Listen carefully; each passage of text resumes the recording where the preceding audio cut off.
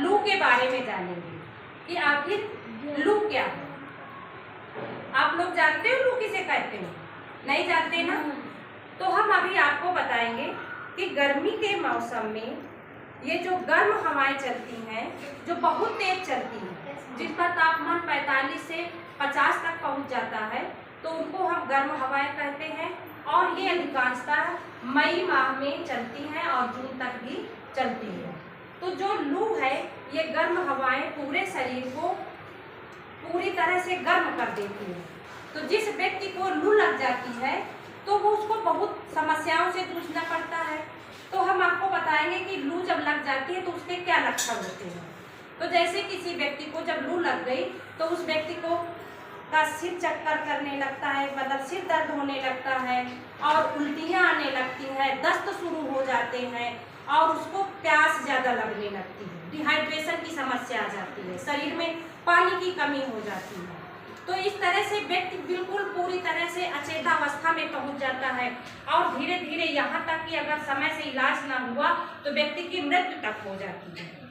तो ये बहुत ही गंभीर समस्या है। तो हमको इससे गर्म हवाओं से बचने के लिए तो जब लू न लगे, इसके लिए सबसे बड़ी बात है कि जब हम तेज धूप में निकले, एक तो ये बचाव करें कि 12 बजे से लगभग 3 बजे के बीच में हम तेज हवाओं के संपर्क में न आए।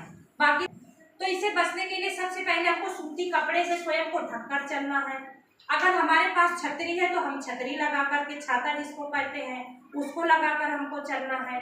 अब इसके बाद हम इससे बचने के लिए हमको थोड़ी थोड़ी देर में पानी भी पीते रहना चाहिए। और इसके साथ में जब न लगने पाए, इसके लिए हमको अपने घरों में थोड़ा सा खान पान पर भी विशेष ध्यान देना है। तो वो क्या ध्यान देना है खान पान में कि हमको शिकंजी है, शरबत है, लस्सी है, नींबू का रस, ये हमको अधिक मात्रा में प्रयोग करने हैं। और इस सीजन में हमारे खाद्य पदार्थ में हमको अधिक से अधिक कच्चा प्याज भी खाना चाहिए। फल खाने हैं जिनमें पानी की मात्रा अधिक हो। तो कौन से ऐसे फल होते हैं जिनको हम खाते हैं? जैसे खीरा, ककड़ी, तरबूज, खरबूजा। ये फल इसीलिए इस सीजन में मिलते हैं कि ये इस मौसम के फल होते हैं जिनको हम ज़्यादा से ज़्यादा सेवन करेंगे तो हमारे शरीर में पानी की मात्रा पहुंचेगी और हमें लू नहीं लगेगी और जिसको हम कहते हैं डिहाइड्रेशन नहीं होगा। क्योंकि जो हमारा तरबूज होता है वो बढ़िया पका होता है। ऐसा आप सबको अच्छा लगता है ना खाना? yes, हाँ, तो हमको उसको भी खाना चाहिए, लेकिन ये बचा के चलना है कि वो गर्म ना हो। और हम कहीं भी जब धूप से बाहर से जाएं तो इकट्ठा हमको क्या क्या नहीं करना चाहिए, ये भी आप सुन लीजिए।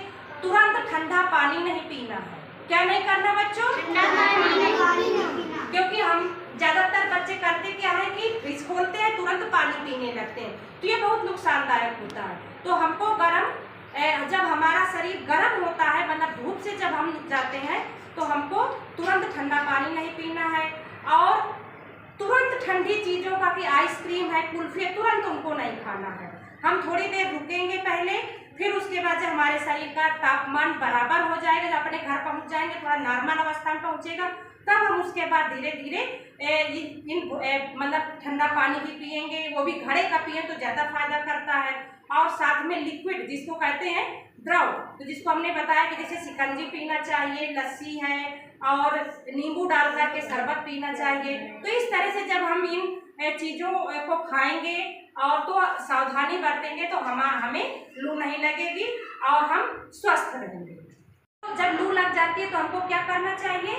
हमको सबसे पहले उस लू लगने वाले व्यक्ति को, जिनको मतलब लग गई है, समस्या हो गई है, अगर उल्टी आने लगी है, दस्त आने लगे हैं, तो शरीर में जल की मात्रा कम हो जाती है। तो उससे बचने के लिए हमको ORS का घोल पिलाना चाहिए थोड़ी थोड़ी देर में।